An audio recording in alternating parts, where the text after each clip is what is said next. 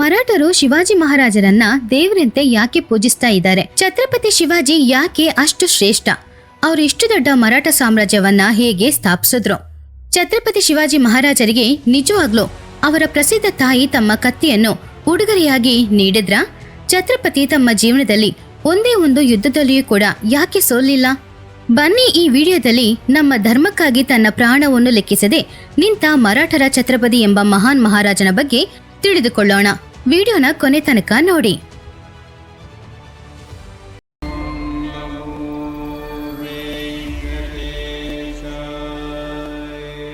ಅದು 16ನೇ ಶತಮಾನ. ಮೊಘಲ್ ಸೈನಿಕರು, ರಾಜರು, ಸೇನಾಪತಿಗಳು ಹುಚ್ಚಿ ನಾಯಿಗಳಂತೆ ಕಂಡ ಪ್ರತಿಯೊಬ್ಬ ಮಹಿಳೆಯನ್ನು ಅತ್ಯಾಚಾರ ಮಾಡಿ ಕೊಂದರು. ಅವರನ್ನ ಕೇಳಕ್ಕೆ ಆವಾಗ ಯಾರೂ ಇರಲಿಲ್ಲ. ಕಣ್ಣಿಗೆ ಬಿದ್ದ ಪ್ರತಿಯೊಂದು ಹಸುವನ್ನು ವಧಿಸುತ್ತಾ ಸನಾತನ ಧರ್ಮವನ್ನು ನಾಶ ಮಾಡಿ ಪ್ರತಿಯೊಂದು ದೇವಾಲಯಗಳನ್ನ ನಾಶ ಮಾಡ್ತಾ ಇದ್ದಾಗ ಆವಾಗ ಬಂತು ಒಂದು ಮರಾಠ ಸಿಂಹ ಈ ನಾಯಿಗಳನ್ನ ಕೊಲ್ಲಕ್ಕೆ. ಆ ಸಿಂಹದ ಹೆಸರು ಛತ್ರಪತಿ ಶಿವಾಜಿ ಸಹಾಜಿ ರಾಜೇ ಭೋಸ್ಲೆ. ಈ ಹೆಸರನ್ನು ಕೇಳಿದ ಕೂಡಲೇ ಮೊಘಲ್ ರಾಜರ ಹೃದಯಗಳು ನಿಲ್ತಾ ಇತ್ತು.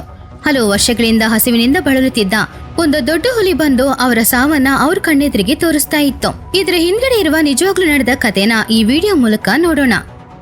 ಅದು 1653ನೇ ವರ್ಷ. ಶಿವಾಜಿ ಮಹಾರಾಜರು ಬಿಜಾಪುರದ ಸುಲ್ತಾನನ ವಿರುದ್ಧ ಹೋರಾಡ್ತಿದ್ದಾಗ ಛತ್ರಪತಿ ಮರಾಠ ಸೈನ್ಯದಲ್ಲಿ 3000 ಜನರಿದ್ದರು. ಆದರೆ ಸುಲ್ತಾನನ ಸೈನ್ಯದಲ್ಲಿ 48,000 ಜನರಿದ್ದರು. ಆ ಸಮಯದಲ್ಲಿ ಶಿವಾಜಿ ಮಹಾರಾಜರಿಗೆ ಬರೀ 23 ವಯಸ್ಸಾಗಿತ್ತು. ಸೇನಾಪತಿ ಏಸಾಜಿ ಮತ್ತು ಬಾಜಿ ಕರ್ನೂಲ್ನಿಂದ ಸುಲ್ತಾನನ ಸೈನ್ಯವನ್ನು ಸೋಲಿಸ್ತಾ ಇದ್ರು.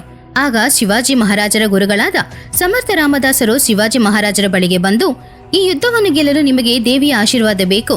ನೀವು ಶ್ರೀಶೈಲಕ್ಕೆ ಹೋಗಿ ಬ್ರಹ್ಮರಾಂಬ ದೇವಿಯನ್ನು ಪೂಜಿಸಿ ಆಕೆ ಆಶೀರ್ವಾದದೊಂದಿಗೆ ಹಿಂದಿರುಗಬೇಕು ಎಂದು ಹೇಳಿದ್ರು. ತಕ್ಷಣ ಶಿವಾಜಿ ಮಹಾರಾಜರು ಶ್ರೀಶೈಲಕ್ಕೆ ಹೋಗಿ ಬ್ರಹ್ಮರಾಂಬ ದೇವಿಯನ್ನ ಧ್ಯಾನಿಸಿ ಅಲ್ಲಿ ತಪಸ್ಸು ಮಾಡಿದ್ರು. ಶ್ರೀಶೈಲದಲ್ಲಿ ಬ್ರಹ್ಮರಾಂಬ ಮಲ್ಲಿಕಾರ್ಜುನ ದೇವಾಲಯ. ಮಧ್ಯರಾತ್ರಿ ಶ್ರೀಶೈಲದ ಬೆಟ್ಟಗಳು ಮೌನವಾಗಿತ್ತು. ಸುತ್ತಲೂ ಕತ್ತಲೆಯಾಗಿತ್ತು. ಬೆಂಕಿಯ ಜ್ವಾಲೆಯಂತೆ ಹೊಳೆಯುವ ಚಂದ್ರನ ಬೆಳಕು ದೇವಾಲಯದ ಮೇಲೆ ಹೊಳಿತಾ ಇತ್ತು. ಒಬ್ಬ ಮಹಾನ್ ವೀರ ವೇಗವಾಗಿ ದೇವಾಲಯದ ದ್ವಾರವನ್ನ ದಾಟಿ ಒಳಗೆ ಹೆಜ್ಜೆ ಹಾಕ್ತಿದ್ದ. ಅವರು ಛತ್ರಪತಿ ಶಿವಾಜಿ ಮಹಾರಾಜ. ಹೆಗಲ ಮೇಲೆ ನೇಯ್ದ ರೇಷ್ಮೆ ಬಟ್ಟೆ, ಕಣ್ಣುಗಳಲ್ಲಿ ಗೆಲ್ಲುವ ದೃಢ ಸಂಕಲ್ಪ, ಹೃದಯದಲ್ಲಿ ಭಕ್ತಿ ಮತ್ತು ಕೋಪವಲ್ಲ ಕರ್ತವ್ಯ. ಶಿವಾಜಿ ಆಲಯದ ಮುಂದ್ಗಡೆ ಕೈಗಳನ್ನು ಮಡಚಿ ನಿಂತಿದ್ದ. ಆವಾಗ ವಿಷ್ಣು ಶಕ್ತಿ ಹಾಗೂ ಶಿವಶಕ್ತಿಯ ರೂಪವಾದ ಬ್ರಹ್ಮರಾಂಬ ದೇವಿ ತನ್ನ ದಿವ್ಯ ತೇಜಸ್ಸಿಂದ ಪ್ರತ್ಯಕ್ಷವಾದ್ರು. ಯಾವುದೇ ಶಬ್ದವಿಲ್ಲ, ಶಾಂತಿ ಇಲ್ಲ, ಆದರೆ ಆ ಶಾಂತಿಯಲ್ಲಿ ಶಕ್ತಿ ಇದೆ. ಅವಳ ಧ್ವನಿ ದೇವಾಲಯದಲ್ಲಿ ಪ್ರತಿಧ್ವನಿಸ್ತಾ ಇತ್ತು. ಶಿವಾಜಿ, ನಿಮ್ಮ ಹೋರಾಟ ಸ್ವಾರ್ಥಕ್ಕಾಗಿ ಅಲ್ಲ, ಜನರ ರಕ್ಷಣೆಗಾಗಿ. ಈ ಖಡ್ಗ ನಿನಗೊಂದು ವರ. ಧರ್ಮಯುದ್ಧದಲ್ಲಿ ಇದು ನಿನ್ನ ಜೊತೆ ಇರುತ್ತೆ. ಆವಾಗ ಆಕಾಶದಲ್ಲಿ ಒಂದು ಖಡ್ಗ ಕಾಣಿಸ್ತು. ಪ್ರಕಾಶವಾದ ಆ ಖಡ್ಗ ಮಂತ್ರಗಳಿಂದ ತುಂಬಿದ ದೈವಿಕ ಖಡ್ಗ. ಖಡ್ಗ ನಿಧಾನವಾಗಿ ಇಳಿದು ಶಿವಾಜಿಯ ಮುಂದೆ ಬಂದು ನಿಂತಿತು. ಶಿವಾಜಿ ತಕ್ಷಣ ನೆಲದಲ್ಲಿ ಮೊನೆಕಾಲಿಟ್ಟು ಕೈಗಳನ್ನ ಚಾಚಿ ಕಣ್ಣಲ್ಲಿ ಕಣ್ಣೀರೊಂದಿಗೆ, ದೇವಿ, ಈ ಖಡ್ಗವು ಧರ್ಮ ರಕ್ಷಣೆಗಾಗಿ ನನ್ನ ಕೈಯಲ್ಲಿರುತ್ತೆ. ನಿನ್ನ ಆಶೀರ್ವಾದನೆ ನನ್ನ ಶಕ್ತಿ, ನಿನ್ನ ಹೆಸರೇ ನನ್ನ ಗಮ್ಯಸ್ಥಾನ. ಹಾಗಂತ ಖಡ್ಗವನ್ನು ತೆಗೆದಾಗ ಆ ಖಡ್ಗ ಹೊಳಿತಾ ಇತ್ತು. ಆವಾಗ ಗರ್ಭಗುಡಿಯಲ್ಲಿ ಗಂಟೆ ಶಬ್ದ, ಗಾಳಿಯಲ್ಲಿ ವೇದ ಮಂತ್ರಗಳು ಕೇಳಿಸ್ತಾ ಇತ್ತು. ಆ ಕ್ಷಣದಿಂದ ಶಿವಾಜಿ ಸಾಧಾರಣವಾದ ರಾಜನಾಗಿ ಅಲ್ಲ, ಧರ್ಮಕ್ಕಾಗಿ ದೇವಿಯ ಕೈಯಿಂದ ಆಯುಧವನ್ನು ಪಡೆದ ಒಬ್ಬ ಯೋಧ. ಆವಾಗ ಅವನು ನಿಂತ ಆ ರೀತಿ ಹೆಚ್ಚು ಭವ್ಯ ಮತ್ತು ಸಿಂಹದ ತರ ಇತ್ತು. ಕತ್ತೆಯ ಬೆಳಕಿನಲ್ಲಿ ಅವನ ಮುಖ ಆನಂದದಿಂದ ಹೊಳಿತಾ ಇತ್ತು. ದೃಶ್ಯ ಕ್ರಮೇಣ ಬೆಳಗುತ್ತಿತ್ತು. ಈ ಕತ್ತಿ ಬ್ರಹ್ಮರಾಂಬ ದೇವಿ ನೀಡಿದ ಆಶೀರ್ವಾದ. ಇದು ಧರ್ಮಯುದ್ಧಕ್ಕಾಗಿ ಶಿವಾಜಿ ಮಹಾರಾಜರಿಗೆ ಕಳುಹಿಸಲಾದ ದೈವಿಕ ಸಂಕೇತ. ಇದು ಕೇವಲ ಆಯುಧವಲ್ಲ, ಇದು ಸಮಾಜ ರಕ್ಷಣೆಗಾಗಿ ದೇವತೆ ನೀಡಿದ ಪತ್ರ. ನಂತರ ಪುನಃ ದೊಡ್ಡ ಹುಲಿಯಂತೆ ಛತ್ರಪತಿ ಶಿವಾಜಿ ಮಹಾರಾಜರು ಹಿಂದಿರುಗಿ ಬಂದು, ಮೊಘಲರು ಇನ್ಮುಂದೆ ಯುದ್ಧದ ಬಗ್ಗೆ ಯೋಚಿಸಕ್ಕೆ ಹೆದರೋ ತರ ಒಂದು ದೊಡ್ಡ ಹಿಂದೂ ಸಾಮ್ರಾಜ್ಯವನ್ನ ಸ್ಥಾಪಿಸಿದ್ರು. ಶಿವಾಜಿ ಮಹಾರಾಜರು ತಮ್ಮ ಮರಾಠ ಸಾಮ್ರಾಜ್ಯವನ್ನು ತಮ್ಮ ಉತ್ತರಾಧಿಕಾರಿಗಳಾದ ಶಂಭಾಜಿ, ಬಾಜಿರಾವ್ ಪೇಶ್ವಾ, ರಾಜಾರಾಂ ಭೋಸ್ಲೆ ಮತ್ತು ತಾರಾಬಾಯಿಯವರಿಗೆ ಬಿಟ್ಕೊಟ್ರು.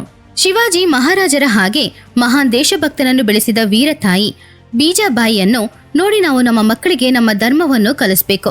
ಜಗತ್ತಿನ ಯಾವುದೇ ಮಹಿಳೆಯನ್ನು ನಾವು ತಾಯಿಯಂತೆ ನೋಡಿಕೊಳ್ಬೇಕು ಅಂತ ಮಕ್ಕಳಿಗೆ ಹೇಳ್ಬೇಕು.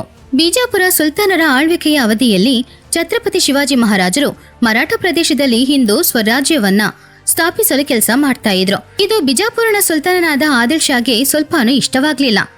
ಶಿವಾಜಿ ಅವನಿಗೆ ತುಂಬಾ ತೊಂದರೆಯಾಗಿ ಇರೋದ್ರಿಂದ ಶಿವಾಜಿನ ಅಂತಗೊಳಿಸಲು ಸುಲ್ತಾನ್ ಅಫ್ಜಲ್ ಖಾನ್ ಎಂಬ ಸಮರ್ಥ ಸೇನಾಪತಿಯನ್ನ ಕಳಿಸ್ದ. ಅಫ್ಜಲ್ ಖಾನ್ ತುಂಬಾ ಬಲವಂತ, ಹಾಗೇನೆ ತುಂಬಾ ಕಠಿಣವಾದವನು ಅವನು. ಅಫ್ಜಲ್ ಖಾನ್ ಆ ಪರ್ವತ ಇಲಿ ಅಂದ್ರೆ ಶಿವಾಜಿಯನ್ನ ಸೆರೆ ಹಿಡಿದು ಜೀವಂತವಾಗಿ ತರ್ತೀನಿ, ಇಲ್ಲ ಅಂದ್ರೆ ತನ್ನ ಕುದುರೆಯ ಗೊರಸುಗಳಿಂದ ತುಳಿದು ಕೊಲ್ತೀನಿ ಅಂತ ಪ್ರಮಾಣ ಮಾಡ್ದ. ಅಫ್ಜಲ್ ಖಾನ್ ಒಂದು ದೊಡ್ಡ ಸೇನೆಯೊಂದಿಗೆ ಹೊರಟ. ದಾರಿಯಲ್ಲಿ ಅವನು ಹಿಂದೂ ದೇವಾಲಯಗಳನ್ನ ನಾಶಪಡಿಸ್ಕೊಂಡೇ ಜನರನ್ನು ಹಿಂಸಿಸ್ಕೊಂಡೇ ಹೋದ. ಶಿವಾಜಿಗೆ ಅಫ್ಜಲ್ ಖಾನ 40,000 ಬಲವಾದ ಸೇನೆಯನ್ನ ತನ್ನ ಸೇನೆಯಿಂದ ಖಂಡಿತ ಸೋಲ್ಸಕ್ಕಾಗಲ್ಲ ಅನ್ನೋದು ಚೆನ್ನಾಗಿ ಗೊತ್ತಿತ್ತು. ಆದ್ರಿಂದ ಅವರು ಅವರ ರಾಜಧಾನಿಯಾದ ಪ್ರತಾಪ್ಗಢ್ ಕೋಟೆಗೆ ಮಾತುಕತೆಗಾಗಿ ಅಫ್ಜಲ್ ಖಾನ ಬರಕೇಳಿದ್ರು. ಪ್ರತಾಪ್ಗಢ್ ಸುತ್ತ ದಟ್ಟವಾದ ಅಡವಿ ಬೆಟ್ಟಗಳು ಇರೋದು ಅವರಿಗೆ ಅನುಕೂಲ. ಆದ್ರೆ ಅಫ್ಜಲ್ ಖಾನ್ ಶಿವಾಜಿ ರಾಜನಿಗೆ ಶರಣಾಗಿದ್ದಾನೆ ಎಂದು ಅಂದ್ಕೊಂಡು ಹೆಮ್ಮೆಯಿಂದ ಮಾತುಕತೆಗೆ ಒಪ್ಕೊಂಡ. 1659 ನವೆಂಬರ್ 10ರಂದು ಇಬ್ಬರು ಭೇಟಿಯಾಗಲು ಪ್ರತಾಪ್ಗಢ್ ಬಳಿ ಒಂದು ಡೇರಾ ಹಾಕಿತ್ತು. ಭದ್ರತಾ ಕಾರಣಗಳಿಂದ ಅವರು ತಮ್ಮ ಅಂಗರಕ್ಷಕರೊಂದಿಗೆ ಮಾತ್ರ ಬರಲು ನಿರ್ಧರಿಸಿದ್ರು. ಶಿವಾಜಿಗೆ ಅಫ್ಜಲ್ ಖಾನ್ ತನ್ನ ಮೋಸ ಮಾಡ್ತಾರೆ ಅಂತ ಗೊತ್ತು. ಆದ್ರಿಂದ ಶಿವಾಜಿ ಮೊದಲೇ ರಕ್ಷಾ ಕವಚನ ಹಾಕಿದ್ರು.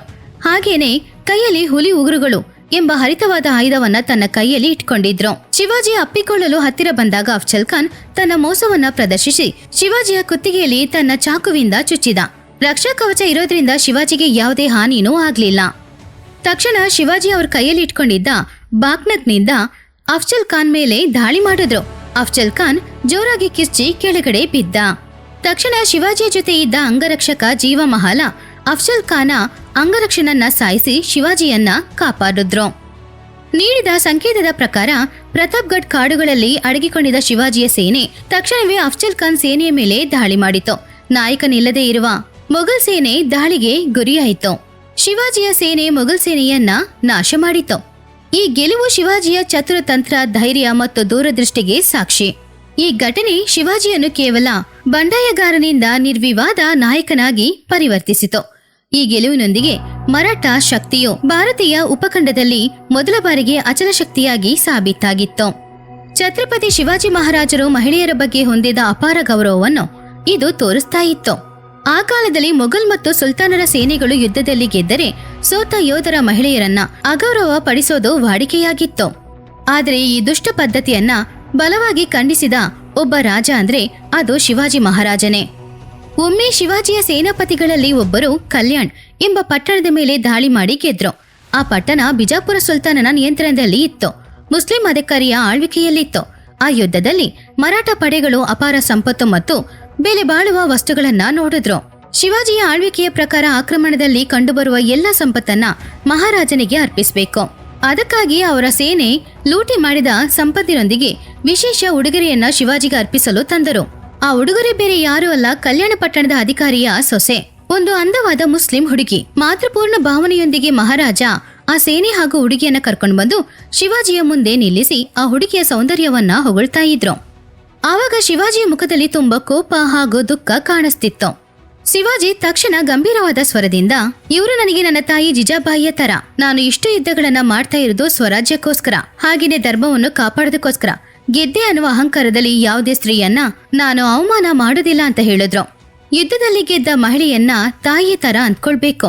ನನ್ನ ತಾಯಿ ಜಿಜಾಬಾಯಿಯ ರೂಪ ಇಷ್ಟು ಅಂದವಾಗಿ ಇದ್ದಿದ್ರೆ ನಾನು ಇನ್ನೂ ಎಷ್ಟೋ ದೊಡ್ಡ ಶ್ರೇಷ್ಠನಾಗಿರ್ತಿದ್ದೆ ಅಂತ ಹೇಳಿದ್ರು. ಮಹಿಳೆಯರನ್ನ ಅಂದಗತಿಯಾಗಿ ನೋಡದೆ ಅವರಲ್ಲಿ ತಾಯಿಯನ್ನ ನೋಡ್ಬೇಕು ಅನ್ನೋದೇ ಅವರ ಉದ್ದೇಶ. ಶಿವಾಜಿ ಮಹಾರಾಜರು ಆ ಮುಸ್ಲಿಂ ಹುಡುಗಿಗೆ ಗೌರವವನ್ನ ಕೊಟ್ಟು ಬಟ್ಟೆ ಆಭರಣಗಳನ್ನ ಕೊಟ್ಟು ಅವರನ್ನ ಯಾವುದೇ ತೊಂದರೆ ಇಲ್ಲದೆ ಅವರ ಗಂಡನ ಬಳಿಯೋ ಇಲ್ಲ ಅವರ ಕುಟುಂಬದ ಬಳಿಯೋ ಕರ್ಕೊಂಡು ಹೋಗಿ ಅವರನ್ನ ಅಲ್ಲಿ ಬಿಟ್ಟು ಬನ್ನಿ ಅಂತ ಸೈನಿಕರಿಗೆ ಆಜ್ಞೆ ಕೊಟ್ರು. ಶಿವಾಜಿ ತೆಗೆದುಕೊಂಡ ಈ ಮಹಾ ನಿರ್ಧಾರ ಅವರನ್ನು ಕೇವಲ ರಾಜನಾಗಿ ಮಾಡದೆ ಎಲ್ಲ ಧರ್ಮ ಮತ್ತು ಸಮುದಾಯಗಳ ಮಹಿಳೆಯರನ್ನ ತಾಯಿಯಂತೆ ನೋಡುವ ಮಹಾನ್ ವ್ಯಕ್ತಿಯಾಗಿ ಮಾಡಿತ್ತು.